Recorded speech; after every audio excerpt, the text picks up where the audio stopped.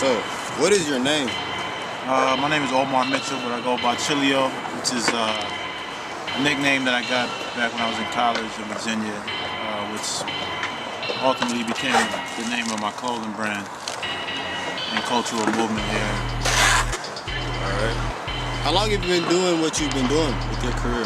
Like with filming, camera stuff and all that? Camera stuff or just career? With your career. Started in 2001, exploring the world of like creative interests here in the city of Atlanta. Wasn't a highly invested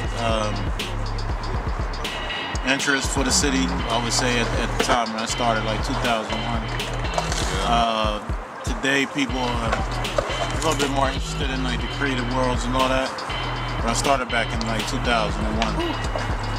Alright, do you work alone or with the team?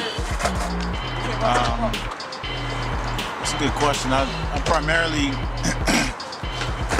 like my day-to-day duties, pretty much work by myself, but I definitely have a team.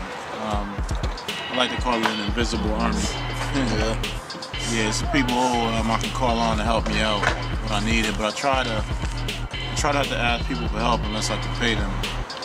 It's good to have people like that, right? Yeah, but like there are people who will help me out when I don't always have the funds and stuff like that, which is always greatly appreciated. Alright, what are your working conditions? Streets. Alright. Yeah, streets. What do you think is the most important aspect of working with the team or working alone? I guess the most important aspect of working with a team is probably you want the you want a single value or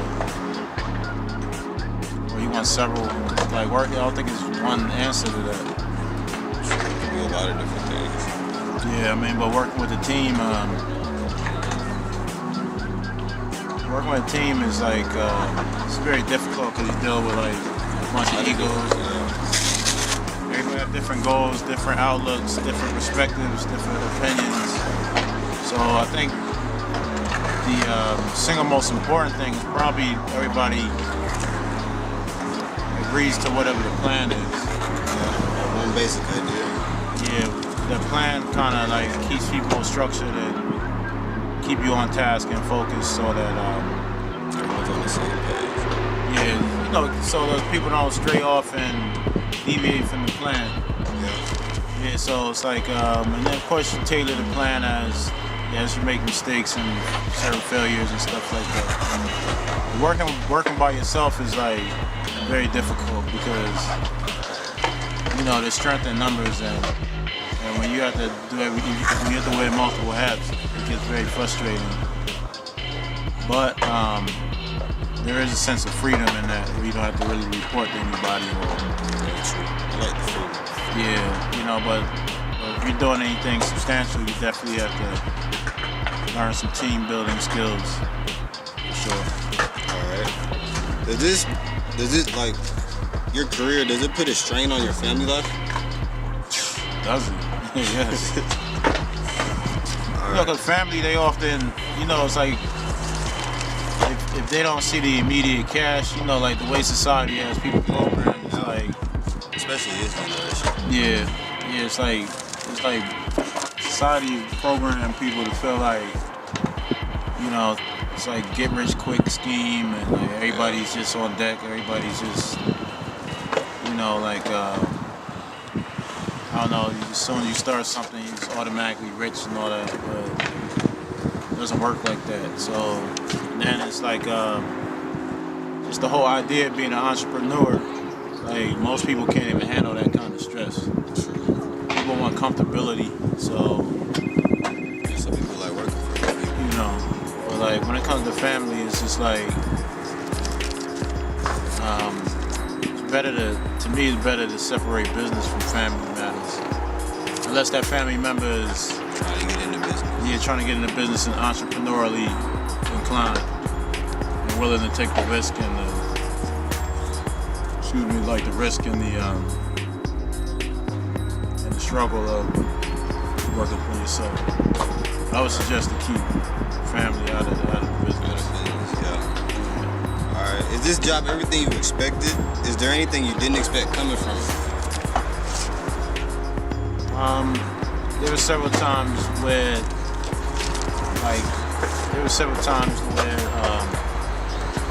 I didn't actually have a home. I don't know if I was technically homeless.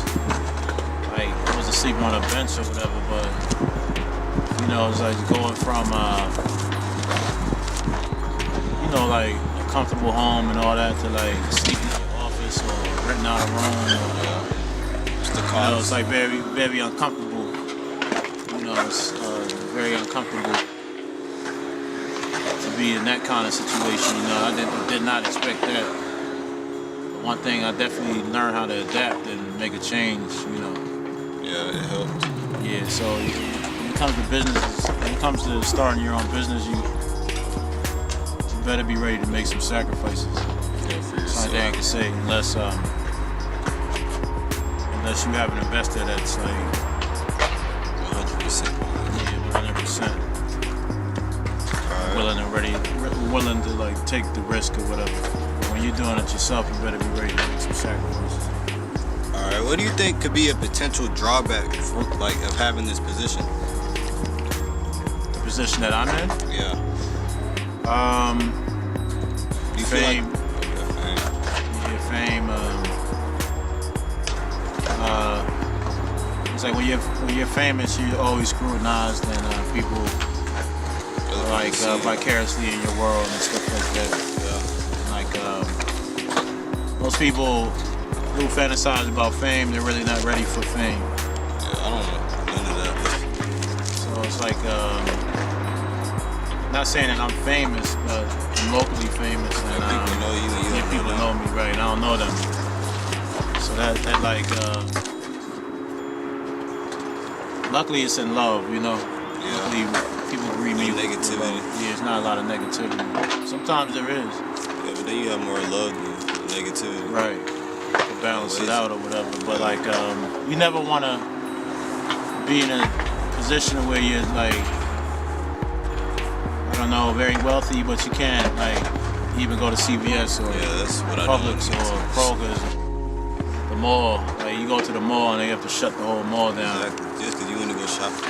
Yeah, so I try to stay low key as much as possible. I Yeah, me too. don't even keep a lot of pictures of myself on Instagram. Yeah. Just pretty much show my work. What is the highlight of having this job? The highlight of this job, it's not even a job. It's more like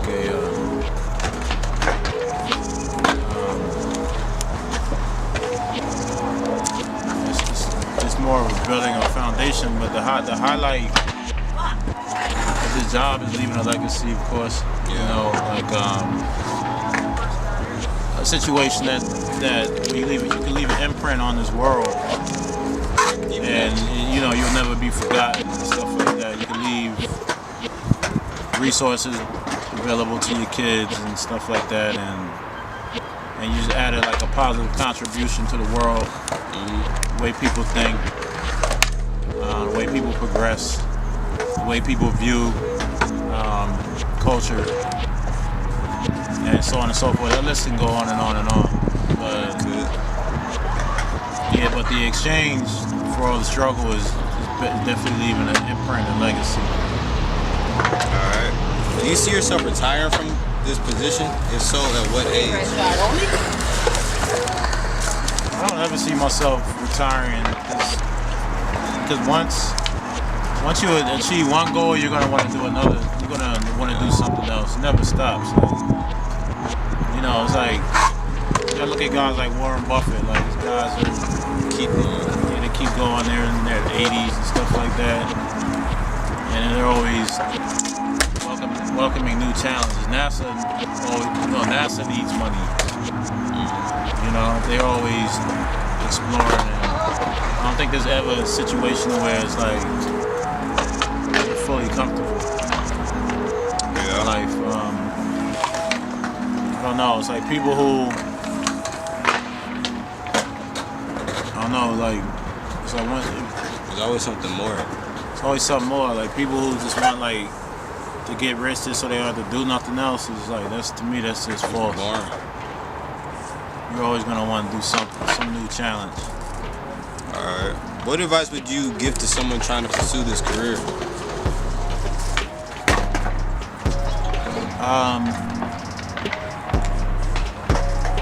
Make sure if you're not gonna put at least 10 years into it, don't even start it.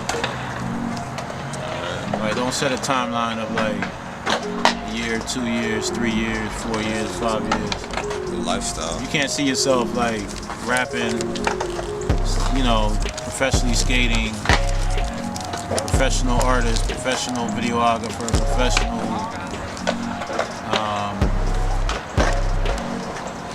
whatever, you know, clothing brand, music artist, all the things that you see in like in the creative world. It's like you can't see yourself at least doing it a decade. Don't even fool yourself. Don't even fool yourself. It's like it's not an easy game. It's not an easy game because the creative field is not substantiated like other commodities of trade and stuff like that. True, it's different. Yeah, it's different.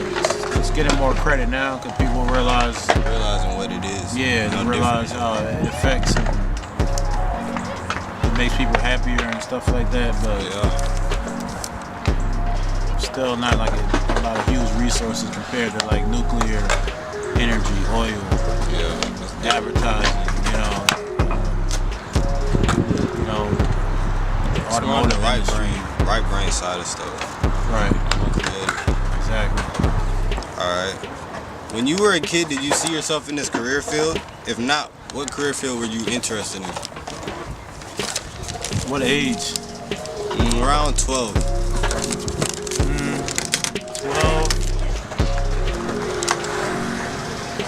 12, at 12 I wanted $1 from everybody in the world. That was like that's what I was trying to accomplish. Alright.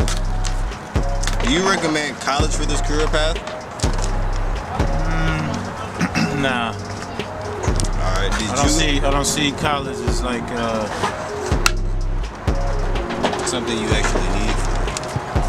No, I think more apprenticeship, more on-hands experiential opportunities, more surrounding yourself around people who are doing it and are willing to give you an opportunity through internships and so on and so forth. Like I think in the next 10 years, like brick and mortar colleges will be a thing of the past because I think we're gonna move to a 24/7 learning environment via the internet. And just schools, I think, just in general, like brick and mortar schools, is gonna ultimately be a thing of the past. Yeah, I see it coming too. Yeah, because you can learn anything you want to learn. You just So it's like if you really want to do it, if you want to work a job, go to college. That would be my advice. Did you go to college? Yeah, I went to college on a master's level. In turn, I don't do anything I went to college for. That's what a lot of people say. But it was a great experience. I wouldn't discourage kids who want to go to college and learn to not go to college if they feel like that structure will work for them. But I'll just say, like, a lot of the millionaires I know, they didn't really go to school to become a millionaire. They just kind of employed smart people. You know. What's your favorite movie of all time? Oh, The Matrix. Why? It's because when you look at, I don't know, it's like when you look at society, It's sort of like a hidden message in the movie. yeah, it's a hidden message. I mean, when you just look at like how people are programmed, like, you know, through like economics and politics and stuff like that, it's just like, is it real? You know, is it really real? Like, are you happy? You know, it's like Matrix, like, I don't know. I don't want to go too much into that, you know what I mean? But like, The Matrix is definitely like it's a dope favorite movie. It's also written by like Sophia Stewart. Yeah, she's pretty good. I think she wrote. This is another movie that I just saw, and she wrote that same movie. Yeah, it's I forgot the name of it though. hopefully she gets her just due behind that movie, Terminator. Alright, is there anything that you would wish to share about yourself that I didn't ask? Nah. Alright. Well, that will complete the interview then. Thanks. Alright, Christian, good luck. Alright, thanks for that. Make sure you get an A on this. I will. Alright? I appreciate it.